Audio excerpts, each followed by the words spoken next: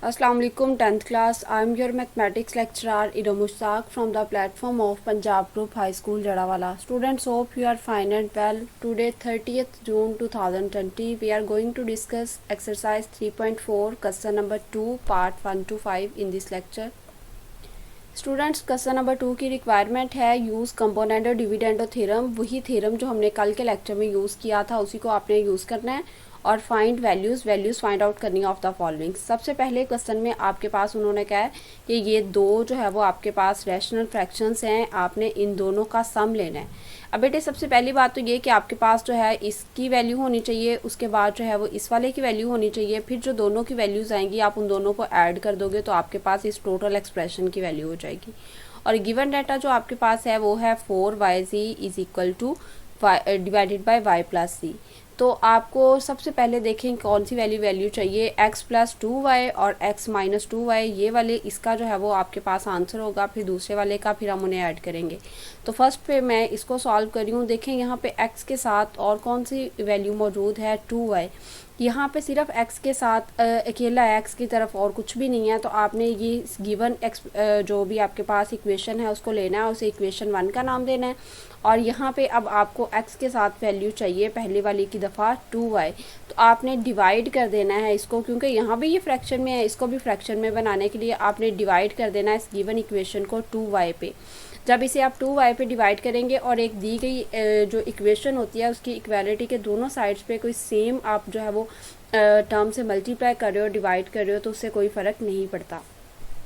इसको भी 2y पे डिवाइड कर दिया और इस पूरी टर्म को भी 2y पे डिवाइड कर दिया। यहाँ पे 2 इस 4 के साथ कैंसिल होगा तो 2 2s आर 4 और y के साथ कैंसिल हो जाएगा 2z divided by y plus C, और यहाँ पे रह जाएगा x प्लस 2y। उसके बाद नेक्स्ट हमने जो है वो कंपोनेंटो डिविडेंडो थ्योरम यूज़ करना है। कंपोनेंटो डिविडेंडो थ्योरम यूज़ करेंगे तो ये ऊपर वाली पूरी फर्स्ट टर्म होती है, ये नीचे वाली सेकंड टर्म होती है। फर्स्ट और सेकंड टर्म को ये देखें, फर्स्ट लिखी, सेकंड लिखी, दरम्यान में प्लस, उसके बाद फर्स्ट लिखी, सेकंड लिखी, दरम्यान में माइनस। यहाँ ब्रैकेट्स क्यों नहीं यूज़ की, क्योंकि ये एक ही टर्म है तो इसलिए यहाँ ब्रैकेट्स यूज़ करने की ज़रूरत नहीं है। ये फर्स्ट टर्म, उसके बाद ये वाली पूरी की पूरी सेकंड टर्म, दरम्यान में प्लस, उसके बाद अगेन ये फर्स्ट टर्म डिनोमिनेटर में और सेकंड टर्म और दरम्यान में माइनस। प्लस साइन चेंज नहीं करेगा, ये एज इट इज़ आ जाएगा 2z plus Y plus C, और ये जो है 2z माइनस वाई और ये माइनस सी हो जाएगा। 2z एंड z ये हो जाएगा 3z प्लस वाई, और यहाँ 2z में से एक z जाएगा तो z माइनस वाई। ये आपके पास पहले वाले एक्सप्रेशन की वैल्यू आ गई। तो इसको आपने जो है वो, चूँकि इसको इक्वेशन 1 का नाम दे चुके हैं आप, तो इसकी जो वैल्यू आई है इसे इक्वेशन 2 का नाम दे देना। अब बेटे हमने इसकी वैल्यू फाइंड आउट करनी है। अगेन जो गिवन डाटा है उसी को आपने लिखना है और उसके बाद ये जो इक्वेशन 1 है इसी को।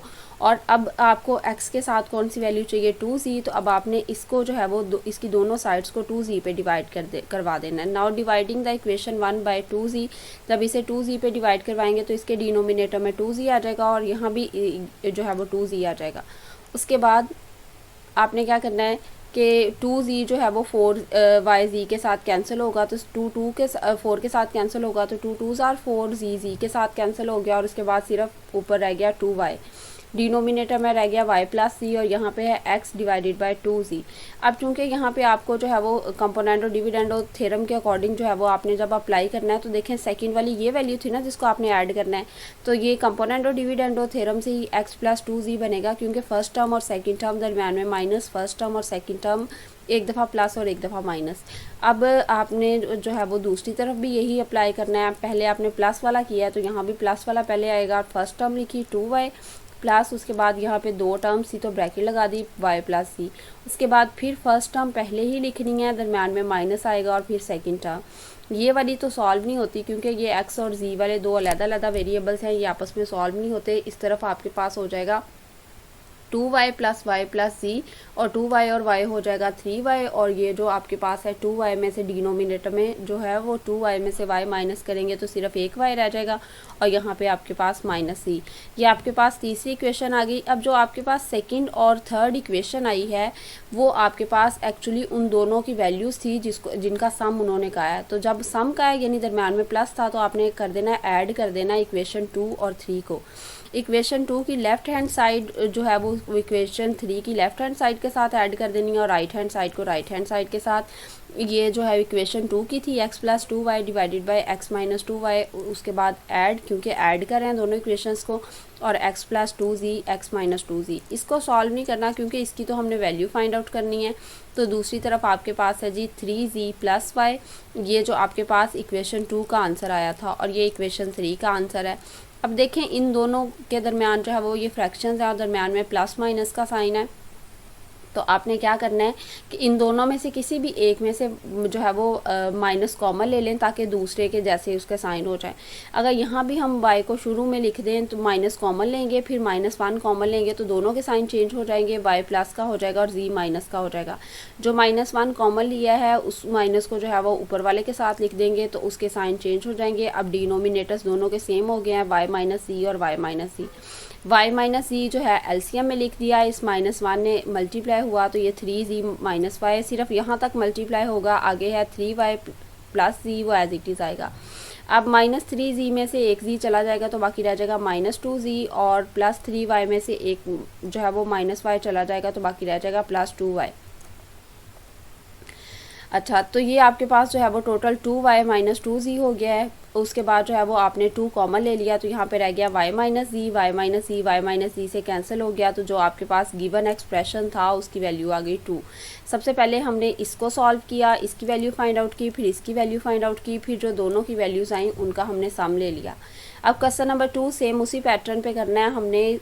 आपके पास जो है वो जो रिक्वायरमेंट है वो इन दोनों का सम है।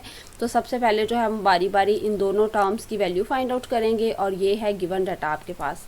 तो गिवन डाटा को आपने इक्वेशन 1 का नाम दिया। अब यहाँ m के साथ वैल्यू है 5n, तो इस दी गई इक्वेशन को हमने 5n पे डिवाइड करवाना है।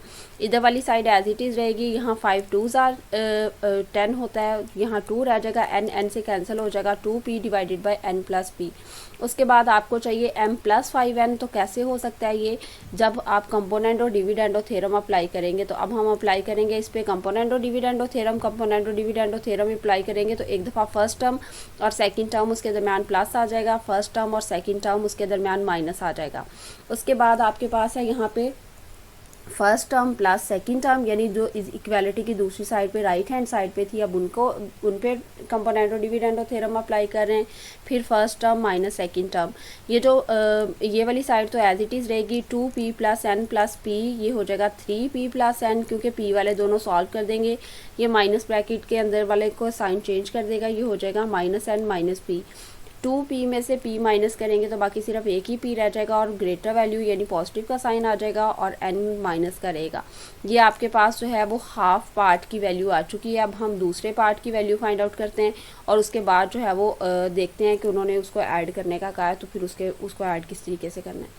अगेन जो है वो जो दूसरे वाली वैल्यू थी आपके पास, मैं आपको बेटे यहाँ पर दिखा देती हूँ दोबारा। ये वाली वैल्यू जो है वो हम फाइंड आउट कर चुके हैं। अब हमने फाइंड आउट करना है 5m प्लस 5p, यानी अब हमें m के साथ चाहिए 5p। तो दी गई इक्वेशन को अब हमने 5p पे डिवाइड करवा देना है। Now dividing the equation 1 by 5p, जब इसको m को 5p पे डिवाइड करवाएंगे ये एज इट इज़ रहेगा, जब इसको 5p पे डिवाइड करवाएंगे तो 5 2s आर 10 और p से कैंसिल हो जाएगा, अब रह जाएगा 2n। अब कंपोनेंटो डिविडेंडो थ्योरम अप्लाई करेंगे तो m plus 5p m minus 5p, यानी फर्स्ट टर्म और सेकंड टर्म प्लस में, फर्स्ट टर्म और सेकंड टर्म माइनस में। इक्वालिटी की दूसरी तरफ भी सेम यही, फर्स्ट टर्म लिखी और ये जो सेकंड टर्म है इसके दरमियान प्लस, फिर फर्स्ट टर्म और सेकंड टर्म इनके दरमियान में minus. 2n plus n plus p as it is आ जाएगा 2n minus n minus p, क्योंकि माइनस साइन चेंज कर देगा। 2n में से एक n जाएगा, बाकी एक n पॉजिटिव का रह जाएगा। यहाँ पे p है आपके पास और 2n और n ये हो जाएगा 3n प्लस p, ये आपके पास थर्ड वाली आ गई। अब ये जो बेटे आपके पास सेकंड वाली आई है और थर्ड वाली आई है इक्वेशंस, इनमें जो लेफ़्ट हैंड साइड है उसको लेफ़्ट हैंड साइड में ऐड कर देना है और जो राइट हैंड साइड है उसको राइट हैंड साइड में ऐड कर देना है। तो ये हमने यहाँ पे इसे सॉल्व किया। 5m plus 5n divided by m minus 5n plus m plus 5p divided by m minus 5p। इसकी तो वैल्यू फाइंड आउट करनी है, इसको एज इट इज़ साथ साथ लिखते हैं या फिर एक दफ़ा लिख के आपने इक्वालिटी का साइन जहाँ पे लगा होता है ना आपने वहीं पे लगा रहने देना। उसके बाद यहाँ पे है आपके पास p माइनस n और यहाँ पे है n माइनस p। अगर इनमें से दोनों में से किसी भी एक में से -1 कॉमन ले लूँ तो दोनों के साइन जो है इक्वल हो जाएंगे। मैंने पहले वाले में से -1 कॉमन ले लिया तो यहाँ पे अब p के साथ जो है वो माइनस हो गया और n के साथ प्लस हो गया, तो इसको शुरू में लिख दिया। ये -1 यहाँ पे लिख दें या स्टार्ट पे इसके साथ लिख दें, न्यूमरेटर के साथ एक ही बात है, उसके साइन चेंज हो जाएंगे जब उसको अंदर मल्टीप्लाई करेंगे। उसके बाद हमने जो है वो इसको सॉल्व करना है। n-p दोनों का सेम जब फ्रैक्शंस के डिनोमिनेटर्स होते हैं वही एलसीएम आ जाता है, और न्यूमरेटर में भी कोई चेंज नहीं आता, सिर्फ अगर माइनस है तो साइन चेंज हो जाएंगे। ये -3p और -n, ये +3n और +p। 3n में से एक n जाएगा, बाकी 2n रह जाएगा प्लस का, और इसी तरीके से -3p में से एक p जाएगा तो बाकी -2p रह जाएगा, क्योंकि ग्रेटर वैल्यू का साइन लगाते हैं। 2 कॉमन लिया, n-p डिवाइडेड बाय n-p, तो वो कैंसिल हो गया और सिर्फ इसका भी 2 आंसर रह गया। ये बाय चांस इन दोनों क्वेश्चंस के 2 आंसर्स आए हैं, ज़रूरी नहीं है कि इस तरह के सारे क्वेश्चंस में 2 ही आंसर हो। ओके बेटे, नेक्स्ट आपके पास है फाइंड द वैल्यू ऑफ। इसमें आपके पास ये जो आप इसकी वैल्यू पहले फाइंड आउट करोगे, फिर इसकी करोगे, और अब ऐड करने के बजाय दरमियान में जो है वो ये सब्ट्रैक्शन का साइन है, तो आपने जो है वो इनका डिफरेंस ले लेना है। तो सबसे पहले हम x - 6a और x + 6a की वैल्यू फाइंड आउट करेंगे। अब आप देख रहे होंगे हर दफ़ा पहले तो स्टार्ट में प्लस था, तो अब यहाँ पे माइनस आ गया है। इसको बेटे फिर देख लीजिएगा ध्यान से कि कैसे सॉल्व कर रही हूँ मैं। सबसे पहले जो गिवन डाटा है उसे आपने इक्वेशन 1 का नाम दिया, उसके बाद डिवाइड किया। यहाँ पे इसके साथ है 6a पे, और 6a पे डिवाइड किया तो यहाँ पे 6 2 12, a से कैंसिल हो गया, 2b रह गया। उसके बाद बाय कंपोनेंट और डिविडेंड थ्योरम x आपने प्लस के साथ ये अप्लाई कर देना है। x + 6a divided by x - 6a, और यहाँ भी आपने प्लस वाला सेम पैटर्न रखिएगा ताकि फिर किसी क्वेश्चन में आपको कोई चीज़ याद नहीं करनी पड़े। फर्स्ट टर्म और सेकंड टर्म को आपने जो है वो एक दफ़ा प्लस में लिख दिया, एक दफ़ा माइनस में। 2b + a - b, तो 2b और ये जो है वो एक b चला जाएगा इसमें से, तो एक ही b रह जाएगा और प्लस a। उसके बाद डिनोमिनेटर में यहाँ इन ब्रैकेट के साइन चेंज हो जाएंगे, ये -a + b हो जाएगा, 2b एंड b ये हो जाएगा 3b - a। अब बेटे आपके पास यहाँ पे x + 6a है न्यूमरेटर में और x - 6a है डिनोमिनेटर में। एक और हमारे पास थ्योरम है जिसको हम नाम देते हैं इन्वर्टेंडो थ्योरम का। तो इन्वर्टेंडो थ्योरम के अकॉर्डिंग आप न्यूमरेटर को डिनोमिनेटर में और डिनोमिनेटर को न्यूमरेटर में चेंज कर सकते हैं, लेकिन जो आपने एक तरफ स्टेप करना होता है वही दूसरी तरफ करना होता है। तो आपने चूँकि पहले वाली वैल्यू फाइंड आउट करना चाह रहे हैं, तो जब हमने कंपोनेंट और डिविडेंडो थ्योरम अप्लाई किया तो वहाँ तो प्लस वाला ऊपर आता है, तो फिर आगे इन्वर्टेंडो थ्योरम आपको कैसे पता चलेगा ये थ्योरम अप्लाई करना है, इस वाली वैल्यू को देख के पता चलेगा। तो आपने इन्वर्टेंडो थ्योरम अप्लाई करते हुए इस वाली साइड को भी उलट के लिख देना और इस वाली साइड को भी। जब दोनों साइड्स को उलट देंगे तो कोई फ़र्क नहीं पड़ता। इसको हमने जो है वो इक्वेशन 2 का नाम देना है, क्योंकि इक्वेशन 1 का हम पहले नाम दे चुके हुए हैं। ये वाली वैल्यू फाइंड आउट कर चुके हैं। उसके बाद दूसरे वाली करनी है x + 6b, तो अब इसका मतलब है इस इक्वेशन को 6b पे डिवाइड करवाना है, क्योंकि x तो ऑलरेडी है। 6b पे डिवाइड करवाया तो ये हो जाएगा 12ab divided by a - b into 6b। 6 2 12, 2 और b से कैंसिल हो जाएगा, 2a divided by a - b, और इस तरफ x और 6b। यहाँ पे आपको प्लस की ही वैल्यू चाहिए तो आप करोगे कंपोनेंडो डिविडेंडो थ्योरम अप्लाई करोगे, और उसके अकॉर्डिंग जो है एक दफ़ा हो जाएगा x + 6b, और साथ में जो है वो डिवाइडेड बाय x - 6b, और यहाँ पे 2a प्लस फर्स्ट टर्म और 2a माइनस सेकेंड टर्म। अब 2a + a - b है, तो 2a एंड a ये हो जाएगा 3a - b, और यहाँ पे माइनस जो है वो अंदर साइन चेंज कर देगा, ये हो जाएगा -a + b। तो 2a में से एक a जाएगा तो ये रह जाएगा a, और यहाँ पे +b। अब इसमें क्यों नहीं इन्वर्टेंडो थ्योरम अप्लाई करना, क्योंकि सेकंड टर्म जिसकी आपने वैल्यू फाइंड आउट करनी है उसमें ऊपर प्लस का ही साइन है, तो इसको आपने इक्वेशन 3 का नाम दे देना है। उसके बाद आपने क्या करना है, सब्ट्रैक्ट करना है आपने इक्वेशन 3 को, इसको माइनस करना है किस में से, 2 में से। तो आपने यहाँ पे लिखना है सब्ट्रैक्टिंग इक्वेशन 3 फ्रॉम 2, क्योंकि इसके स्टार पे दरमियान में सब्ट्रैक्शन का साइन था। तो यहाँ पे आ जाएगा x - 6a, ये दोनों की लेफ़्ट हैंड साइड को आपने जो है वो माइनस कर दिया। उसके बाद राइट हैंड साइड पहले आपने इक्वेशन 2 लिखनी है, क्योंकि 2 में से माइनस करना है 3 को, तो थर्ड वाली बाद में लिखनी है, दरमियान में माइनस का साइन। इसमें से हमें माइनस कॉमन नहीं लेना पड़ना, क्योंकि ऑलरेडी दोनों के डिनोमिनेटर सेम है, तो ये हो जाएगा a + b। जब डिनोमिनेटर सेम हो जाते हैं तो न्यूमिनेटर एज इट इज़ आ जाते हैं, सिर्फ क्या फ़र्क पड़ता है, अगर माइनस हो तो वो साइन चेंज कर देता है। 3b - a -3a - b, और ये वाला माइनस साइन चेंज करेगा तो ये हो जाएगा -3a + b। अब ये बेटे आपके पास जो है वो -3a एंड -a ये -4a हो जाएगा, और ये 3b और +b ये हो जाएगा 4b, और divided by a + b as it is है आपके पास। अब आपने 4 कॉमन ले लिया, यहाँ पे रह गया b minus a divided by a plus b, और ये ऐसे ही इसका आंसर रह जाएगा क्योंकि अब ये न्यूमिनेटर डिनोमिनेटर के साथ कैंसिल नहीं हो रहा। नेक्स्ट 4th क्वेश्चन है हमारे पास। तो इसके मैंने आपको 4 क्वेश्चंस बेटे टोटल आज हमने क्वेश्चन नंबर 2 के 5 पार्ट्स करने हैं, जिसमें से 4 पार्ट मैंने आपको करवा देने हैं। जस्ट एक आपके पास जो है वो आपका होमवर्क टास्क है, जिसे आपने पहले रफ पे करना है और फिर उसके बाद आपने 5 को नीट नोटबुक पे लिखना है।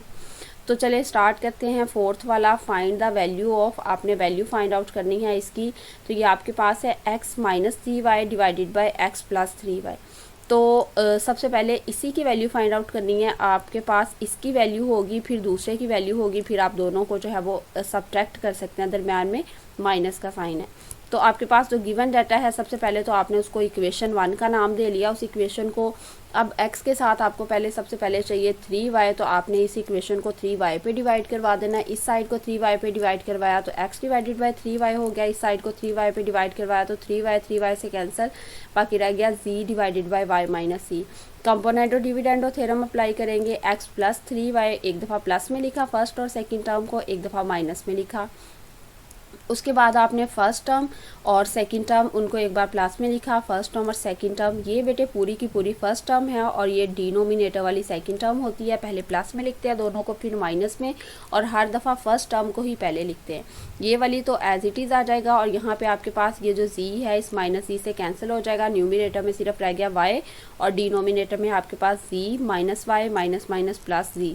ये प्लस z और प्लस z, ये 2z हो गया और माइनस y। अब देखिए यहाँ पे क्या आपको वैल्यू x प्लस 3y की चाहिए, नहीं, पहली दफ़ा आपको वैल्यू चाहिए x minus 3y divided by x plus 3y। यानी अगेन आपको इस वाले क्वेश्चन में इन्वर्ट एंडो थ्योरम अप्लाई करने की ज़रूरत है। तो फिर हम इन्वर्ट एंडो थ्योरम अप्लाई करेंगे तो जो है वो ये हो जाएगा x माइनस 3y ऊपर लिखा जाएगा और x प्लस 3y डिनोमिनेटर में।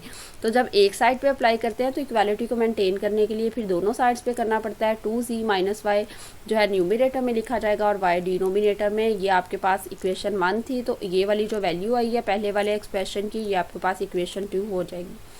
अब उसके बाद आपने अगेन जो है वो इसको लिखना है। अब आपने वैल्यू फाइंड आउट करनी है इस वाले की। तो आपके पास किससे मल्टीप्लाई करेंगे, आप इसको डिवाइड करवाएंगे, सॉरी x तो ऑलरेडी है, साथ में चाहिए 3z। तो अब हम लिखेंगे डिवाइडेड इक्वेशन 1 बाय 3z, और आपके पास ये हो जाएगा x डिवाइडेड बाय 3z। और दूसरी वाली साइड को जब हम 3z पे डिवाइड करवाएंगे तो 3 और z कैंसिल हो जाएंगे, बाकी सिर्फ y रह जाएगा और डिनोमिनेटर में रह जाएगा y माइनस c। कंपोनेंट और डिविडेंडो थ्योरम अप्लाई करवाएंगे। x प्लस 3z यानी फर्स्ट और सेकंड टर्म एक दफ़ा प्लस में, फर्स्ट और सेकंड टर्म एक दफ़ा माइनस में, इज इक्वल टू ये y फर्स्ट टर्म और ये वाली सेकंड टर्म, और यहाँ पे फिर फर्स्ट और ये सेकंड टर्म और दरमियान में माइनस। अब बेटे प्लस वाली ब्रैकेट तो साइन चेंज नहीं करती, इधर वाले नहीं सॉल्व होते किसी के साथ, ये एज इट इज़ रहेंगे। यहाँ y और y हो जाएगा 2y और यहाँ पे बेटे ये माइनस c आ गया। उसके बाद यहाँ पे y इस माइनस y से कैंसिल हो जाएगा और माइनस दोनों के साइन चेंज करेगा तो z हो जाना है, प्लस का डिनोमिनेटर में z आ गया। अब यहाँ पे आपको इसी की वैल्यू चाहिए थी, तो यहाँ पे इन्वर्ट एंडो थ्योरम आपने अप्लाई नहीं करना, इसको ऐसे ही रहने देना आपने। अब जो है दरम्यान में सब्ट्रैक्शन का साइन था, तो सब्ट्रैक्ट करना है। किसको सब्ट्रैक्ट करना है, थर्ड को। किस में से, 2 में से। तो यानी कि 2 वाला पहले लिखना है और थर्ड वाला बाद में लिखना है। तो आपके पास यहाँ भी आपने 2 वाले की वैल्यू पहले लिखी और थर्ड वाले की बाद में। y और z ये दोनों एलसीएम आ जाएगा, तो उसके बाद यहाँ पे y कैंसिल हो जाएगा और इस टर्म को z से मल्टीप्लाई करेंगे और इसकी दफ़ा z कैंसिल हो जाएगा और इसको y से मल्टीप्लाई करेंगे। चले देखते हैं इसको। ये देखें यहाँ पे y z एलसीएम लिया, यहाँ पे जो टर्म थी उसको z से मल्टीप्लाई किया और यहाँ पे जो टर्म थी उसे y से मल्टीप्लाई किया। क्योंकि इसके डिनोमिनेटर में y था वो y से कैंसिल हो गया और z बचा, तो इसलिए z से मल्टीप्लाई किया। इसके डिनोमिनेटर में z था तो z कैंसिल हो गया और y बचा, तो y को इससे मल्टीप्लाई कर दिया। ये 2z स्केयर हो जाएगा, यहाँ पे माइनस yz, यहाँ पे माइनस 2y स्केयर और यहाँ पे प्लस yz। इन दोनों में से हमने कॉमन लिया तो आपके पास जो है वो ये वाला माइनस yz प्लस yz से कैंसिल, यहाँ पे 2z square minus 2y square, इनमें से माइनस 2 कॉमन ले लिया, यहाँ पे रह गया z square minus y square और ये डिनोमिनेटर में yz। यहाँ तक बेटे आपका आज का काम कंप्लीट हुआ। आपने अपनी एक्सरसाइज 3.4 के जो है वो क्वेश्चन नंबर 2 के पहले 5 पार्ट अपनी नीट नोटबुक पे लिखने हैं मैथमेटिक्स की, और रिटर्न प्रैक्टिस करनी है इसकी रफ नोटबुक पे। और जो आपको मैंने 5th पार्ट होमवर्क टास्क के तौर पर दिया है उसे पहले रफ पे सॉल्व करके देखें, फिर नीट नोटबुक पे लिखें। आज के लेक्चर के हवाले से बेटे यही है कि आपने सबसे पहले जो दिए गए दोनों एक्सप्रेशंस हैं अलग-अलग उनकी वैल्यू फाइंड आउट करनी है कंपोनेंडो डिविडेंडो थ्योरम के ज़रिए से, और उसके बाद अगर उन्होंने आपको उसको ऐड करने का कहा है तो आपने ऐड कर देना है, और अगर सब्ट्रैक्ट करने का कहा है तो आपने दोनों को सब्ट्रैक्ट कर देना। वो क्वेश्चन की रिक्वायरमेंट पे डिपेंड करता है। और कंपोनेंडो डिविडेंडो थ्योरम के साथ साथ आज हमने एक और थ्योरम भी इसमें अप्लाई किया, इन्वर्ट एंडो थ्योरम। बाज़ का जो कंपोनेंडो डिविडेंडो थ्योरम से हमारे पास वैल्यू आ रही थी, फॉर एग्जांपल वो थी x+3y डिवाइडेड बाय x-3y, लेकिन हमें x-3y जब न्यूमरेटर में चाहिए होता है डिनोमिनेटर की बजाय, तो फिर हम वहाँ पे इन्वर्ट एंडो थ्योरम अप्लाई करते हैं।